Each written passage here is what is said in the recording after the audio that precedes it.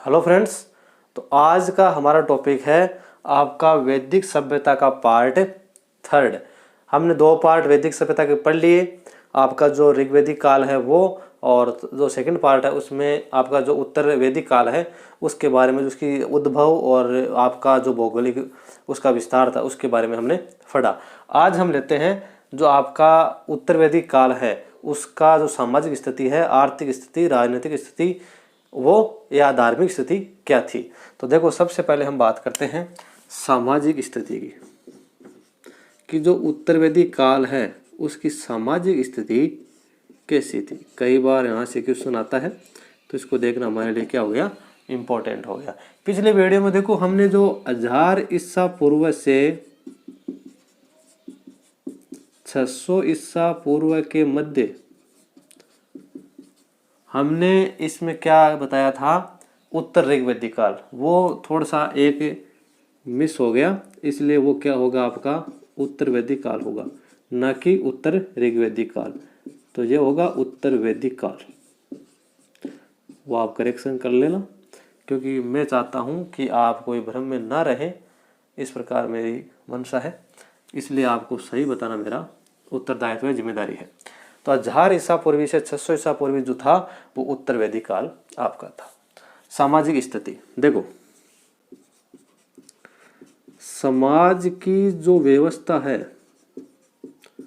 उसका आधार, समाज की व्यवस्था का आधार वो था आपका वर्णाश्रम। वर्ण के बारे में हमने जो पुरुष सूक्त के बारे में पढ़ा था कि 4 वर्णों में समाज को बांटा गया था, तो वही व्यवस्था यहाँ पर लागू रहती है। कहाँ पे? उत्तर वैदिक काल के अंदर। लेकिन जो वर्ण व्यवस्था थी आपकी वो क्या होती गई, धीरे धीरे कठोर होती गई। इस व्यवस्था में क्या आता गई, कठोरता आती गई, कठोरता आती गई। जैसे समय बदला इसमें कठोरता आने लगी। जो वर्ण व्यवस्था थी, वर्ण व्यवस्था वो अब कर्म आधारित न रहकर, जब आपका ऋग्वैदिक काल था तो क्या आधारित थी, वो कर्म के आधार पर थी। कर्म आधारित न रहकर जाति आधारित हो गई, जाति आधारित वो हो गई। देखो, ऋग्वैदिक काल में आपके कर्म आधारित थी, जिस प्रकार जो कर्म करता, जो कार्य करता था उसको उसी वर्ण में रखा जाता था। लेकिन जैसे जैसे आपका उत्तर वैदिक काल आया और वर्ण व्यवस्था में कठोरता आई, और आपका ये किस किस पे डिपेंड हो गया, जाति पे। जिस जाति में या जिस कुल में आपका जन्म है वही आपका क्या हो गया, वर्ण हो गया, वही आपकी जाति हो गई। तो वो इसमें देखने को मिला। वर्ण व्यवस्था में क्या था, जो ब्राह्मण थे, ब्राह्मण, ब्राह्मण के लिए एक शब्द ए ही, इसका मतलब होता है आइए। क्या? आइए। ब्राह्मण के लिए ए ही मतलब आइए शब्द का प्रयोग होता था। 4 वर्ण थे, इसलिए जो ब्राह्मण है उसके लिए ए ही यानी आइए शब्द का प्रयोग होता था। जो क्षत्रिय है उसके लिए आगे ही यानी आओ शब्द का प्रयोग होता था। जो वैश्य थे उनके लिए आद्रव यानी जल्दी आओ, जल्दी आओ शब्द का प्रयोग होता था। और लास्ट में जो आपके बचे शूद्र, उनके लिए आधाव शब्द यानी दौड़ कर आओ। ऐसे शब्दों का क्या होने लगा, प्रयोग होने लगा। ब्राह्मण के लिए ए ही यानी आइए, क्षत्रिय के लिए आगे ही यानी आओ, वैश्य के लिए आद्रव मतलब जल्दी आओ, और शूद्र मतलब आधाव यानी दौड़ कर आओ। जैसे शब्दों का क्या होने लगा, प्रयोग होने लगा। कर हैं वो केवल वैश्य ही चुकाते थे। कर आपके कौन देते थे, वैश्य। इसमें आपके जो शिल्पकार हैं, पशुपालक हैं, जो मजदूर वगैरह थे, वो व्यापारी वर्ग है, वो किस में आता था, आपका वैश्य वर्ण में आता था। और धीरे धीरे महिलाओं की स्थिति में क्या हो गई, जो महिलाएं हैं आपकी, महिलाओं की स्थिति में क्या हुई, गिरावट हो गई। उनका शिक्षा का स्तर है, पारिवारिक है, उसमें क्या हुई, गिरावट देखने को मिली। लेकिन आपका जो शतपथ ब्राह्मण है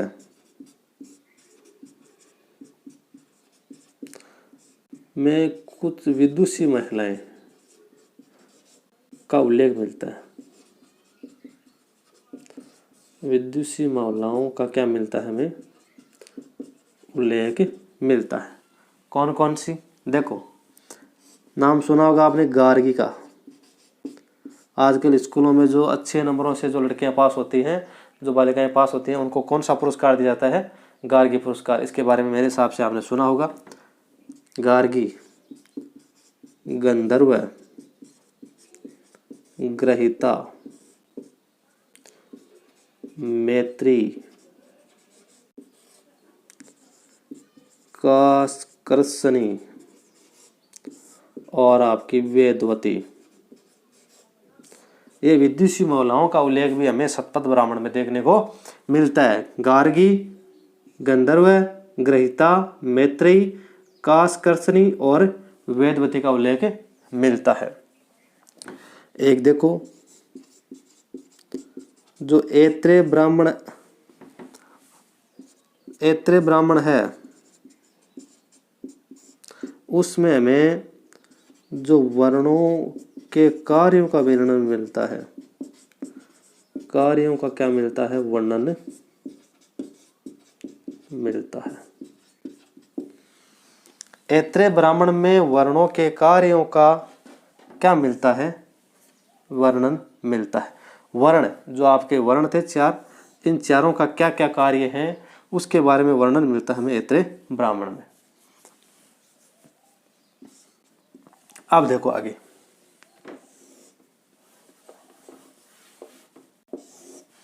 एक बात और, सर्वप्रथम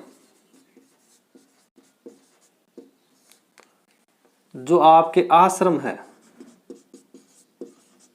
आश्रम, इनका उल्लेख हमें मिलता है जाबलो उपनिषद में। जाबलो उपनिषद में क्या मिलता है, इनका उल्लेख हमें मिलता है। किसका, आश्रम का। आश्रम के 4 प्रकार थे। आश्रम के कितने प्रकार थे, आश्रम के 4 प्रकार बताए गए हैं। ब्रह्मचर्य, जब तक शादी न हो आप क्या हो, ब्रह्मचर्य। फिर गृहस्थ, ये वो आश्रम था जब आपकी शादी हो गई और आपके बाल बच्चे और आप अपना जो पारिवारिक जो आप जीवन बिताते हैं वो कौन सा था, गृहस्थ आश्रम। थर्ड आ गया वानप्रस्थ, जंगल की ओर प्रस्थान करना। अब आपने पारिवारिक जीवन जी लिया, अब आप जंगल की ओर क्या हो जाओ, प्रस्थान हो जाओ, और जो आपकी जो मोह माया वगैरह है, जो आपकी पारिवारिक स्थितियों से जूझ रहे थे, उनको सबको क्या करना, आपको छोड़ना है। और अंत में क्या ले लेना है, आपको संन्यास ले लेना है। जिंदगी या जो जीवन है आपको, उसको 4 आश्रमों में डिवाइड किया गया था। ब्रह्मचर्य, गृहस्थ, वानप्रस्थ और संन्यास, ये क्या थे, आपके 4 आश्रम हुआ करते थे। हमने देखा उसकी सामाजिक स्थिति के बारे में, जो आपके पॉइंट टू पॉइंट हमने पढ़ा। सीधी बात, नो बकवास, सीधा पढ़ते हैं पॉइंट टू पॉइंट, जो आपके एग्जाम में आएगा या जो आने की संभावना रहती है वही पढ़ेंगे। फालतू की चीज़ें देखने में कोई मतलब नहीं है। अब इसके बाद में हम देखते हैं आपकी राजनीतिक स्थिति की, जो उत्तर वैदिक काल है उसके समय समाज की राजनीतिक व्यवस्था कैसी थी। तो राजनीतिक स्थिति,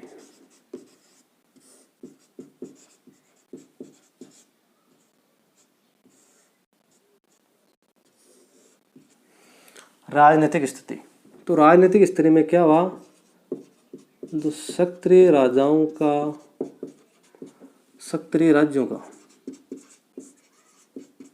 उदय प्रारंभ हुआ।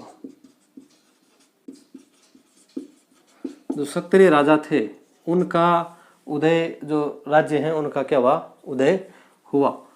राजा का जो पद है वो वंशानुगुणित,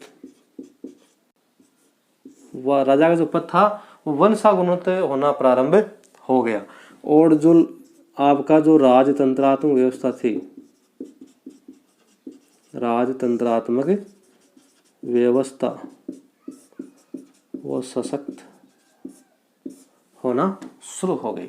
जो व्यवस्था थी राजा की, जो दरबार वगैरह था वो क्या होने लगा, सशक्त होने लगा। पद को वंशानुगुणित, राजा के बाद में उसका पुत्र ही राजा बनेगा, वो प्रक्रिया शुरू हो गई और क्षत्रिय राज्यों का क्या हुआ, उदय होना प्रारंभ हो गया।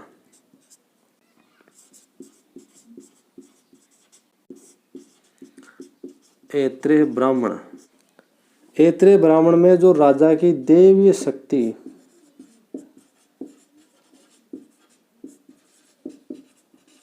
दैवीय उत्पत्ति, दैवीय उत्पत्ति का सिद्धांत का उल्लेख, सिद्धांत का उल्लेख मिलता है किसमें, ऐत्रेय ब्राह्मण में। ऐत्रेय ब्राह्मण में राजा की जो दैवीय उत्पत्ति का सिद्धांत है उसका उल्लेख सर्वप्रथम मिलता है। राजा को जो देवता है या जो देव है उसका अवतार माना गया, और माना गया कि जो राजा होता है वो एक ईश्वर का ही रूप माना गया। उस उत्पत्ति का सिद्धांत का इसमें ऐत्रेय ब्राह्मण में क्या है, उल्लेख मिलता है।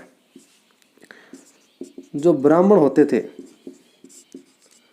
उनको मृत्युदंड नहीं दिया जाता था, मृत्युदंड नहीं दिया जाता था। और जो पांचाल पहले कबीला था, पांचाल पहले एक कबीला, पहले एक कबीला हुआ करता था और फिर क्या हुआ, एक प्रदेश के रूप में, प्रदेश के रूप में उभरा। कौन सा, आपका पांचाल। हमने इसका पढ़ा I70 वगैरह, आपने जो इसकी राजधानी वगैरह पढ़ी थी वही। अगर नहीं देखा वीडियो तो महाजनपद हमने पढ़ा है, वो आप देख ले। जो बलि नाम का जो एक कर हुआ करता था, बलि नामक कर, प्रजा द्वारा राजा को स्वेच्छाकारी दिया जाता था। भाई प्रजा राजा को एक कर देती थी और उसके बदले में जो राजा था वो प्रजा की क्या करता था, रक्षा करता था। इसलिए एक बलि नामक कर दिया जाता था। और जो उत्तरवैदिक काल आपका आया, आते आते ये क्या हो गया, फिक्स हो गया 1/16 भाग के रूप में, 1/16 भाग के रूप में बलि कर देना तय हुआ। और जो आपका यजुर्वेद है उसमें जो आपके विभागाध्यक्ष हैं, विभागाध्यक्ष हैं, मंत्रीगण हैं, जो राजा के जो संबंधी थे निजी, उनको रत्नी कहा गया। ये ध्यान रखना, क्या कहा गया उनको, रत्नी, रत्नी कहा गया। और इसी जो आपका शतपथ ब्राह्मण है, शतपथ ब्राह्मण, उसमें 12 रत्नियों का उल्लेख है। 12 रत्नियों का क्या है, उल्लेख है। आपका जो मनुस्मृति है, इस मनुस्मृति में 8 प्रकार के विवाह का वर्णन किया गया है। यह भी ध्यान रखें, जो प्रथम 4 हैं और जो अंतिम 4 हैं। देखो प्रथम जो 4 हैं वो तो मनुस्मृति के अकॉर्डिंग प्रशंसनीय है, बस इतना ध्यान रखो, ज़्यादा डीपली जाने की कोई जरूरी नहीं है। और अंतिम है निंदनीय, निंदा योग्य, और ये प्रशंसा करने योग्य। किसके अनुसार, मनुस्मृति के अनुसार 8 प्रकार के विवाह हुआ करते थे। और शतपथ ब्राह्मण में 12 रत्नियों का उल्लेख, यजुर्वेद में इसका क्या मिलता है, हमें उल्लेख मिलता है। ऐत्रेय ब्राह्मण में राजा की देवी उत्पत्ति के सिद्धांत का क्या मिलता है, उल्लेख मिलता है। और ब्राह्मण को मृत्युदंड नहीं दिया जाता था। और पांचाल एक कबीले के रूप में था, फिर वो प्रदेश के रूप में उभरा और वंशानुगत हो गया उसका पद राजा का, और राजतंत्रात्मक व्यवस्था क्या हो गई, सशक्त हो गई। तो ये था आपका राजनीतिक स्थिति। अब हम देखते हैं इसकी जो आर्थिक स्थिति है, धार्मिक स्थिति है, उसके बारे में।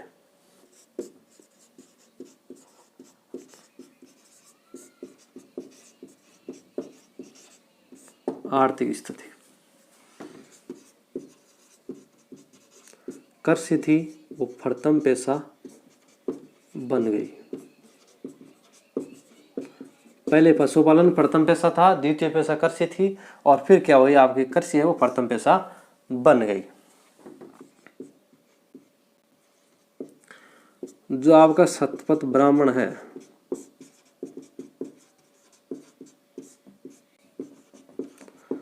शतपथ ब्राह्मण में कृषि के चारों क्रियाओं का उल्लेख है। चारों जो क्रियाएं होती हैं उसका उल्लेख हमें मिलता है शतपथ ब्राह्मण में। शतपथ ब्राह्मण में कौन कौन सी? आपकी जुताई, बुआई, कटाई और मड़ाई, ये चारों क्रियाओं का उल्लेख हमें किस में मिलता है? शतपथ ब्राह्मण में मिलता है। जो यजुर्वेद है उसमें लोहे के लिए क्या? कर्षण अयस और श्याम अयस शब्द का क्या होने लगा? प्रयोग। यजुर्वेद लोहे के लिए कर्षण अयस, श्याम अयस जैसे शब्दों का प्रयोग होने लगा। एक आपका इम्पोर्टेंट सबसे अतरंजी खेड़ा। अतरंजी खेड़ा में पहली बार सर्वप्रथम जो कृषि संबंधी लोहे के उपकरण प्राप्त हुए, कृषि संबंधी लोहे के उपकरण प्राप्त हुए। सबसे इम्पोर्टेंट आप लगा लेना कि सबसे पहले कृषि संबंधी लोहे के उपकरण कहाँ प्राप्त हुए, तो वो थे आपके अतरंजी खेड़ा के अंदर। नेक्स्ट बात क्या थी इसकी? आर्थिक स्थिति की। तो पण के द्वारा व्यापार संपन्न होता था। व्यापार वो संपन्न होता था किसके द्वारा? पण के द्वारा। पण हमने पिछले वीडियो में पढ़ा था, पणी नामक व्यापारिक वर्ग था, और ये जो पण है फिर मुद्रा का रूप में प्रचलन हुई। मुद्रा के रूप में प्रचलन, जैसे आपका कर्षणल, वित्सल, पण, ये कहते हैं उसमें मुद्रा के प्रकार हुआ करते थे। और जो आर्य लोग थे वो अब चांदी, शीशा, टिन, तांबा से क्या हो चुके थे? परिचित हो चुके थे। कपड़े का वर्णन नहीं है लेकिन ऊन का उल्लेख मिलता है हमें। ऊन का उल्लेख मिलता है। ठीक है। अब देखो एक चीज आप यहां समझ लो, जो आपकी जो सामाजिक स्थिति थी आर्थिक, उसमें एक ये बात आप यहां ऐड कर लो, जो गोत्र सामाजिक व्यवस्था है उसमें गोत्र शब्द प्रयोग होने लगा। इस गोत्र का अर्थ तो होता था जो समूचा आपका वंश है, समूचा जो कुल है आपका, समूचे कुल के गोधन का स्थान, उसको गोत्र कहते थे, समूचे कुल के गोधन का स्थान। लेकिन फिर यह परिवर्तित होता होता किस में हो गया? जो पुरुष है उसके कुल के वंशज के रूप में, वंशज के रूप में क्या हो गया? एक गोत्र स्वरूप हो गया। वर्णों के बाद में क्या आने लगा? गोत्र आने लगा। तो आर्य संपूर्ण गंगा घाटी में कृषि करने लगे थे। कृषि करने लगे थे कौन? आर्य, संपूर्ण गंगा घाटी के अंदर। अब देखो ये जो लोग थे वो चार प्रकार के बर्तनों, जिसको आप मर्द भांड बोलते हैं ना, मर्द भांड, उससे परिचित थे। 4 प्रकार के थे वो।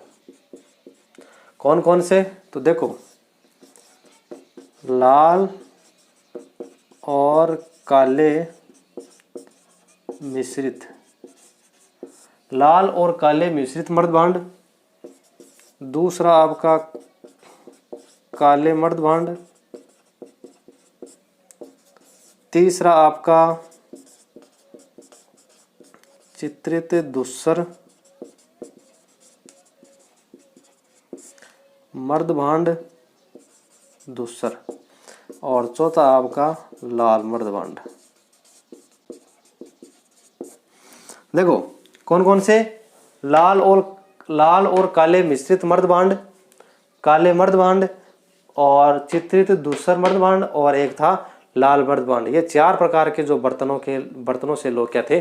परिचित थे। तो हमने आर्थिक स्थिति पढ़ा। अब इसकी जो उत्तर वैदिक काल है उसकी हम धार्मिक स्थिति के बारे में थोड़ा सा देखते हैं।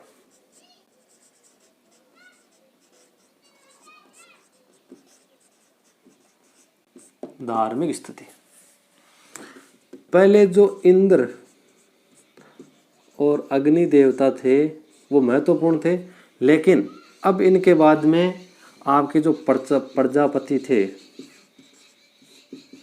महत्वपूर्ण देवता हो गए। महत्वपूर्ण देवता इनके के स्थान पर, यह ध्यान रखना, इंद्र और अग्नि के स्थान पर प्रजापति महत्वपूर्ण देवता हो गए। प्रजापति सर्जन के देवता माने जाते हैं, सर्जन के देवता के रूप में माने गए, सर्जन के देवता। और एक थे आपके रुद्र, पशुओं के देवता, पशुओं के देवता के रूप में उभरे। और विष्णु जो थे आपके लोगों के पालक, लोगों के पालक के रूप में इनको माना गया। रुद्र को पशुओं के देवता के रूप में, विष्णु को लोगों के पालक के रूप में, और प्रजापति थे सर्जन के देवता और महत्वपूर्ण देवता ये माने गए इंद्र और अग्नि के स्थान पर। आगे देखो, जो आपका अरण्यक है, अरण्यकों में कर्म कांडों की निंदा की गई। कर्म कांडों की क्या की गई? निंदा। किसमें? अरण्यकों में। अरण्यकों में कर्म कांडों की निंदा की गई। और यज्ञ और बलि के स्थान पर तप को महत्व दिया गया। तप के स्थान पर, बलि के स्थान पर तप को महत्व दिया। तप को क्या दिया? महत्व दिया। शतपथ ब्राह्मण है, उसमें पुनर्जन्म के सिद्धांत का उल्लेख मिलता है। पुनर्जन्म के सिद्धांत का उल्लेख मिलता है किसमें? शतपथ ब्राह्मण में। और शतपथ ब्राह्मण में ही आपके जो मृत्यु है इसकी पहली बार चर्चा की गई। शतपथ ब्राह्मण के अंदर बात करें मोक्ष की, तो मोक्ष है उसकी चर्चा उपनिषद में की गई। उपनिषद में चर्चा की गई किसकी? मोक्ष की। यह बात समझ में आ गई होगी। अब देखते हैं वेद और पुरोहित। अब धीरे धीरे जो वेद थे उनको पढ़ने वाले, उनका ज्ञान देने वाले लोग भी आए, उन्हें कहा गया पुरोहित। तो शुरू कर लेते हैं हम ऋग्वेद से। जो ऋग्वेद के जो पुरोहित थे उनको बोलते थे होत्री। जो सामवेद के जो आपके पुरोहित थे, सामवेद के पुरोहित, और आपका यजुर्वेद के पुरोहित, और आपके अथर्ववेद के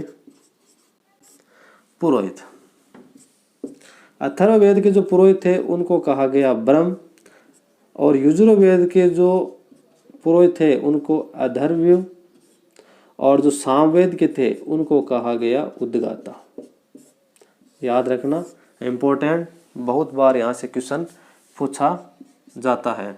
ऋग्वेद के होत्री, सामवेद के उद्गाता, यजुर्वेद के अर्धवेयु और अथर्ववेद के थे आपके ब्रह्म।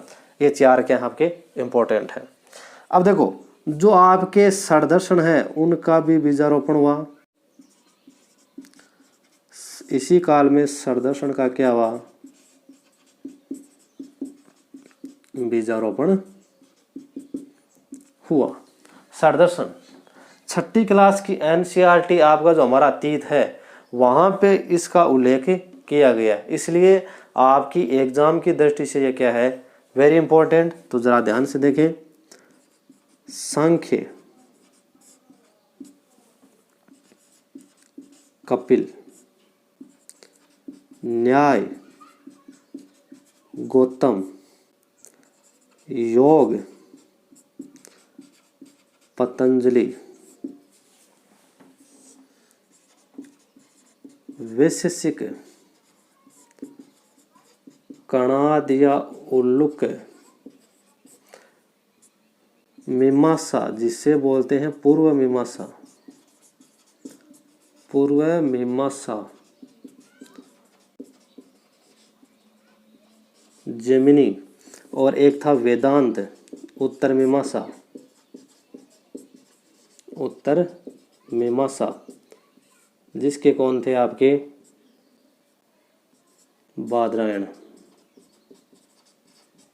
बादरायण देखो इंपॉर्टेंट है। सांख्य कपिल ने की थी, सांख्य दर्शन की किसने रचना की? कपिल ने। न्याय की गौतम ने, योग की पतंजलि ने, वैशेषिक की कणादया उल्लुक ने, और मीमांसा जिसे पूर्व मीमांसा कहते हैं जेमिनी ने की उसकी रचना, और वेदांत उत्तर मीमांसा बादरायण ने इसकी रचना की थी।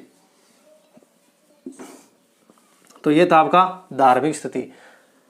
तो हमने इस वीडियो में जो उत्तर वैदिक काल है उसकी सामाजिक स्थिति, राजनीतिक स्थिति और आपकी आर्थिक स्थिति और धार्मिक स्थिति के बारे में पढ़ा। तो यहाँ पे होता है आपकी जो वैदिक सभ्यता है वो कंप्लीट। नेक्स्ट वीडियो में हम आपकी राय के अकॉर्डिंग लेके आएंगे। Thank you, all the best.